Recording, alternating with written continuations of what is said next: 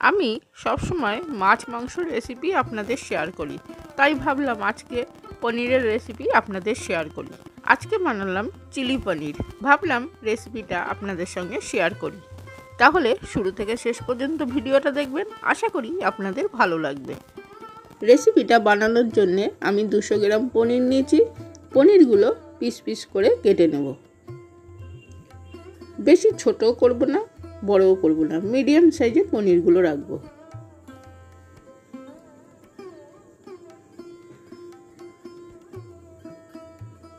পনিরগুলো কেটে নিয়েছি, এবার আপনাদের দেখাবো কীরকম সাইজটা করেছি। এবার পনিরগুলো একটা বাটিতে নিয়ে নিলাম। পনিরের মধ্যে লঙ্কার গুঁড়ো আর অল্প একটু নুন দিয়ে দিলাম, দিয়ে পনিরটা মাখিয়ে 10 মিনিটের জন্য রেখে দেবো। 10 মিনিট হয়ে গেছে। 10 মিনিট পর আমি ফিরে এলাম। গ্যাস জেলে কড়া বসিয়ে দিয়েছি। কড়ার মধ্যে রিফাইন তেল দিয়ে পনিরগুলো একদম হালকা করে ভেজে নেব। পনিরগুলো উল্টিয়ে পাল্টিয়ে হালকা করে ভেজে নিচ্ছি।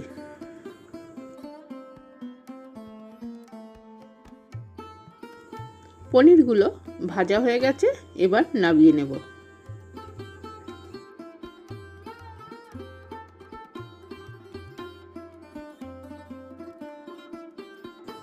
পনিরগুলো নামিয়ে নিলাম। এবার একই তেলের মধ্যে প্রথমে আদা রসুন একদম ছোট ছোট করে কুচি করে রেখেছিলাম দিয়ে দিলাম, আর দিলাম কাঁচা লঙ্কা।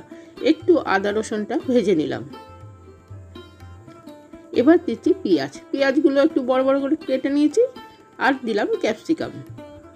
ক্যাপসিকামটাও একইভাবে পেঁয়াজের মতন কেটেছি। এবার ক্যাপসিকাম আর পেঁয়াজটা একটু নেড়ে চেড়ে ভেজে নিচ্ছি। ক্যাপসিকাম পেঁয়াজটা একটু ভেজে নিয়েছি, নিয়ে দিয়ে দিলাম একটা টমেটো। টমেটোটা দেওয়ার পরেও কিছুক্ষণ নেড়ে চেড়ে ভেজে নিলাম।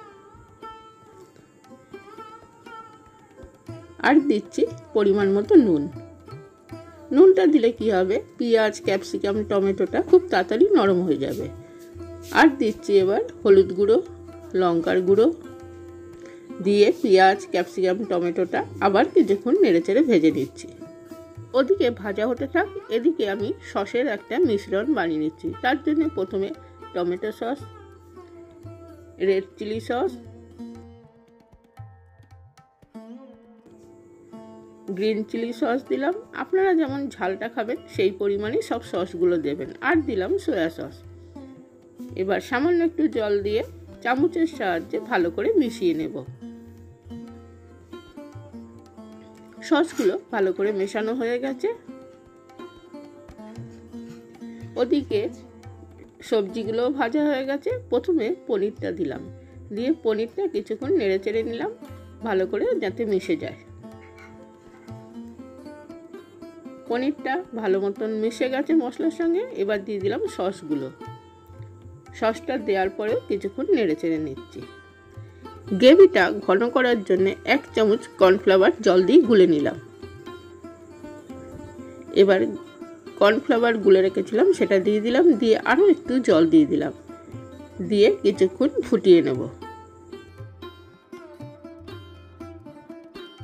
কিছুক্ষণ ফুটিয়ে নিয়েছি, এবার নামিয়ে নেব। আশা করি আজকের রেসিপিটা আপনাদের ভালো লেগেছে। বাড়িতে অবশ্যই বানাবেন। বানিয়ে কেমন লাগলো আমাকে কমেন্ট করে জানাবেন, বন্ধুদের সঙ্গে শেয়ার করবেন। আর নিত্য নতুন রেসিপি পাওয়ার জন্য আমার চ্যানেলটা অবশ্যই সাবস্ক্রাইব করবেন।